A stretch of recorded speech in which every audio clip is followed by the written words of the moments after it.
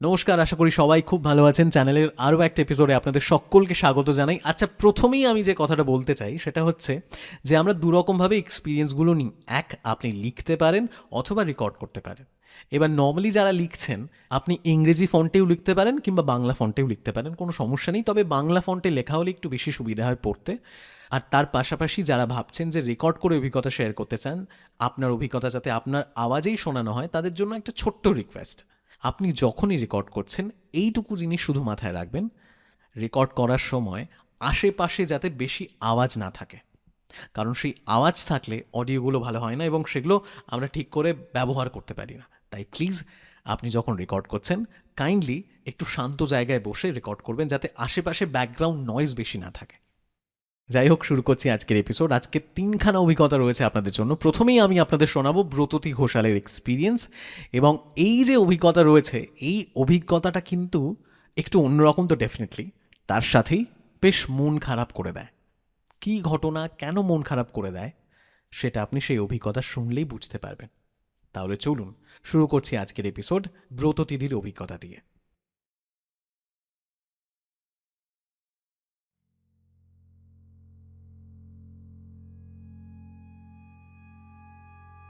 প্রিয়জো, অসম্ভব মন খারাপ নিয়ে একটা ঘটনা শেয়ার করব। তবে তার আগে একটা কথা জিজ্ঞেস করি, মৃতরা কি সত্যি ফিরে আসে আমাদের নিয়ে যেতে? গত জুন মাস আমি পুরো মাস জুড়ে মৃত মানুষদের স্বপ্নে দেখেছি। না, এমন নয় যে তারা আমাকে ভয় দেখাচ্ছেন। যেভাবে দিনের বেলায় এই জগতের সবার সাথে মিশছি, ঠিক তেমনভাবে। বেশিরভাগ দিনই মামার বাড়ির স্বপ্ন। স্বপ্নে দেখছি যে আমি সেখানে গেছি, গল্প করছি, একসাথে খেতে বসেছি, দিদা খাবার দিচ্ছেন বা ওদের সাথে কোথাও বেড়াতে গেছি। আর সেগুলো দিনের বেলাতেও আমার বিলক্ষণ মনে থাকে। সবাই কিন্তু মৃত। আমি সারাদিন পেশাগত কারণে ব্যস্ত থাকি। আমি ওনাদের নিয়ে ভাবার একেবারেই অবকাশ পাই না। কিন্তু তারপরেও আমি ওদেরই স্বপ্নে দেখতাম। এভাবে বেশ কয়েকদিন এমনভাবে স্বপ্ন দেখতে দেখতে ব্যাপারটা অভ্যেসে দাঁড়িয়ে যায়। মামার বাড়িতে যেতে কেই না ভালোবাসে। সারাদিনে একবার হলেও মনে হতো যে আমি কি আজও ওনাদের স্বপ্নে দেখব। জানো তো, আমি আমার প্রিয় বন্ধুকে বলেছিলাম এই বিষয়টা। ও আমাকে একজন মনোরোগ বিশেষজ্ঞ দেখাতে বলে। তো আমি মজা করেই বলেছিলাম যে দিদার হাতে নারকেল নাড়ু আর মোয়ার বদলে ডাক্তারের ওষুধ না না, আমি রোজই ওদের স্বপ্নে দেখতে চাই। আর এই সাথে শেয়ার করেছিলাম কলেজে আমার এক কলিগের সাথে। ও বলেছিল যে এরকম মৃত মানুষদের রোজ স্বপ্নে দেখা নাকি খারাপ। তো আমি ভেবেছিলাম যে ক্ষতি তো হচ্ছে না, দেখি না কি হয়, হয়তো কিছু বলতে চান ওরা আমায়। তো এমনই চলছিল এবং একদিন ওনারা আর স্বপ্নে এলেন না।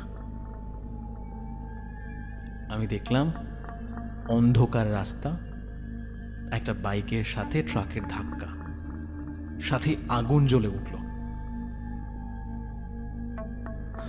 এই স্বপ্ন দেখে মন খারাপ হয়ে গেছিল দুদিন। সেই দুদিন আর আমি ওদেরকে স্বপ্নে দেখিনি। 3 নম্বর দিন রাত 11টা, থানা থেকে ফোন এলো যে আপনার আত্মীয় বাইক দুর্ঘটনার পর রাস্তায় পড়ে আছে, এক্ষুনি আসুন, আমরা তাকে হসপিটাল নিয়ে যাচ্ছি। তখন অত কিছু ভাবার সময় ছিল না। আমরা হুড়োহুড়ি করে হাসপাতালে গিয়ে কিন্তু কারোর দেখা পাইনি। শুনলাম সিরিয়াস ইনজুরি, এখানে কিছু হবে না। তাই তারা কলকাতার উদ্দেশ্যে রওনা হয়েছে। আমার মামাতো ভাই ছিল। আমার ভাই আর সেজো কাকা ওই রাতেই কলকাতার উদ্দেশ্যে রওনা হয়। না, সেই ভাই প্রাণে বাঁচেনি। অতিরিক্ত রক্তক্ষরণের ফলে সে মারা যায়। আমার একটাই প্রশ্ন, আমি ওই অ্যাক্সিডেন্টটাই কি দিন কয়েক আগে স্বপ্নে দেখলাম? ওরা, মানে আমার মামার বাড়ির মৃত আত্মীয়রা কি ওটা দেখাবেন বলেই বারবার স্বপ্নে আসছিলেন? আমি ওই অ্যাক্সিডেন্টটা যে স্বপ্নে দেখেছিলাম, আমি কারোর মুখ কিন্তু পরিষ্কার বুঝতে পারিনি। জানি না, মানে আমি জেনে শুনেও কিছু করতে পারলাম না। আমার থেকে 5 বছরের ছোট ভাইকে আমি হারিয়েছি। মৃত্যুর পরও জানো তো, চলতেই থাকে কিছু না কিছু যা কষ্ট মনে করায়। ময়না তদন্তের রিপোর্ট হাতে পাওয়ার পর আমার ঠিক এই কথাটাই মনে হয়েছিল। মৃতরা তাহলে সত্যি নিতে আসে বা জানান দেয় যে অশুভ কিছু ঘটতে চলেছে। আমি আমার অভিজ্ঞতা শেয়ার করলাম। কেউ অন্যরকম কিছু ভাবতেই পারেন, কিন্তু জানি না এর যুক্তিসিদ্ধ কোনো ব্যাখ্যা আছে কিনা।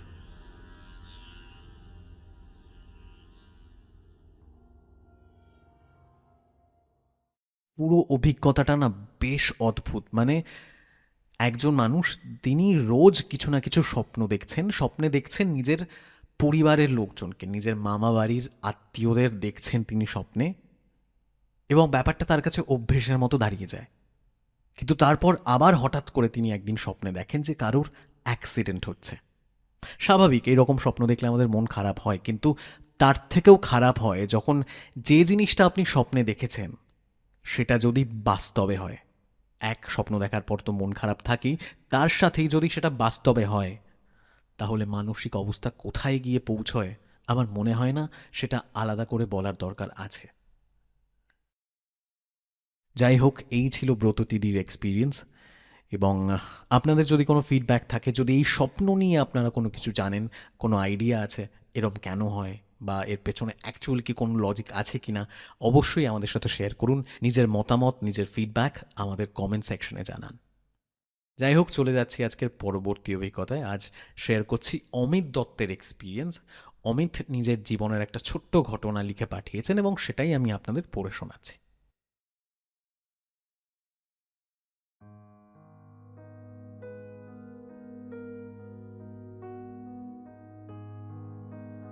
নমস্কার দাদা, আমার নাম অমিত এবং আমি আপনার সব ভিডিও কম বেশি দেখি। আজ আমি আমার জীবনের একটা ঘটনা বলি। আমি যখন ক্লাস 6-এ পড়ি, তখন আমার দিদার বাড়ি যাওয়ার সময় একটা ঘটনা ঘটে।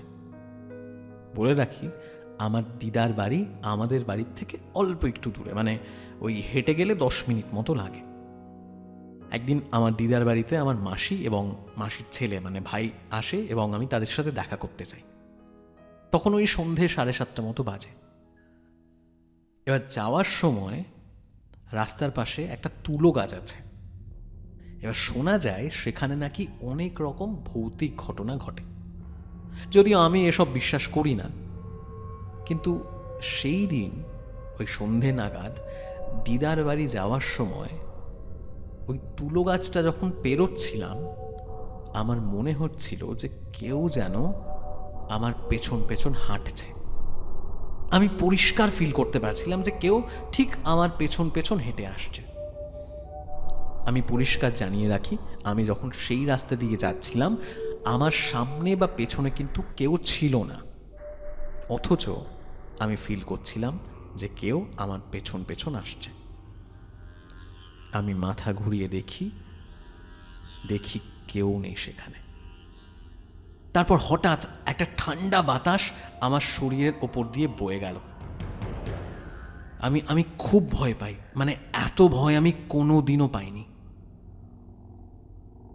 আমার কাছে ফোন ছিল, আমি চটপট ফোন বার করে সেই রাস্তা দিয়ে হাঁটতে থাকি এবং সামনে একটা কালী মন্দির আছে এবং তার সামনে চলে আসি। এবার কালী মন্দিরে যখন পৌঁছই, তার আগে পর্যন্ত কিন্তু আমার পেছনে সেই হাঁটার শব্দ চলছে। যেই কালী মন্দিরে পৌঁছই, হাঁটার শব্দ বন্ধ হয়ে যায়। এবার সেখানে কিছুক্ষণ থাকার পর আমি দিদাদের বাড়িতে গিয়ে পৌঁছই। এবার দিদার বাড়িতে পৌঁছে যাওয়ার পর আর টেকনিক্যালি ভয় করে না আমার। তারপর নর্মাল খাওয়া দাওয়া করছিলাম, গল্প করছিলাম। এবার এমনই গল্প করতে করতে আমি আমার এই সন্ধ্যের ঘটনাটা জানাই। হঠাৎ দিদা জানায় যে আজ মিনার বাবা মারা গেছে। আমার শরীরের সমস্ত লোম দাঁড়িয়ে যায়, কারণ ওই তুলো গাছটা যেখানে, ঠিক তার সামনেই মিনাদের বাড়ি।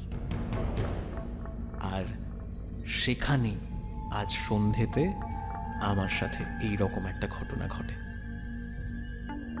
আমি জানি না এটা সেদিন আমার মনের ভুল ছিল কি না, কিন্তু সেদিন যতটা ভয় পেয়েছিলাম এমন ভয় আমি কোনোদিনও পাইনি। এই ছিল আমার এক্সপিরিয়েন্স। আমার এই অভিজ্ঞতা শোনার জন্য অনেক ধন্যবাদ।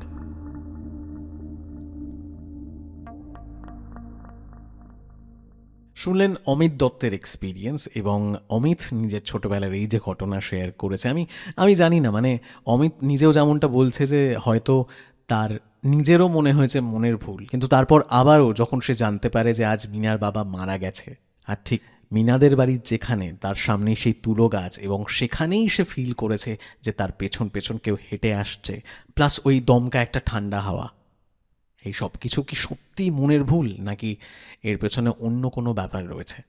আপনাদের কি মনে হয় অবশ্যই জানান। যাই হোক, কেমন লাগলো অমিতের অভিজ্ঞতা অবশ্যই জানাবেন।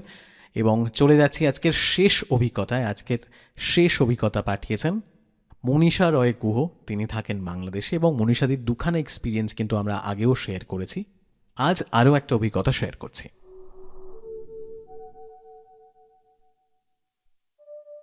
মনীষাদি লিখছেন, নমস্কার, আমি মনীষা বাংলাদেশ থেকে লিখছি। তুমি আমার আগের দুখানা অভিজ্ঞতা শেয়ার করেছো, তাই আরও একটা অভিজ্ঞতা তোমায় পাঠাচ্ছি। এটাও আমার মায়ের মৃত্যুর পরের ঘটনা। সালটা 2010, ফেব্রুয়ারির শেষের দিকে। সামনেই আমার MA ফাইনাল পরীক্ষা। আমি রাত জেগে পড়াশুনো করছি। এবার এমন সময় হঠাৎ করেই লোডশেডিং হয়ে যায়।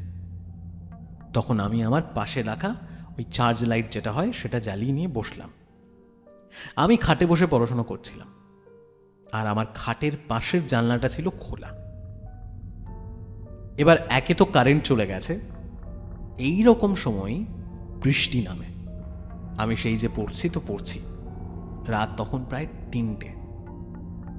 আমি হঠাৎ শুনলাম আমার মা আমায় ডেকে বলছেন, বাবু জানালাটা টেনে দে, বালিশগুলো ভিজে যাচ্ছে। আমার মন তো পড়ার দিকেই ছিল। আমি মায়ের ডাক শুনে সাথে সাথে চার্জার লাইটটা জানলার দিকে ঘুরিয়ে দিলাম, এটা ভেবে যে যদি মাকে আমি একবার দেখতে পাই। বিশ্বাস করবে কিনা জানি না, আমি একটুও ভয় পাইনি সেদিন। আমি শুধু ভাবছিলাম যে একবার যদি মাকে দেখতে পাই। কিন্তু আর কখনো এমনটা হয়নি। আমি জানি না সেদিন কি হয়েছিল, কিন্তু আমি পরিষ্কার মায়ের আওয়াজ শুনেছিলাম। আমি এখনো বিশ্বাস করি যে মা আর বাবা চলে গিয়েও এখনো আগের মতোই আমায় সব বিপদ থেকে রক্ষা করে চলেছেন, সব সময় আমার পাশে আছেন। ভালো থেকো ভাই, অনেক ভালোবাসা আর শুভকামনা রইল তোমার জন্য।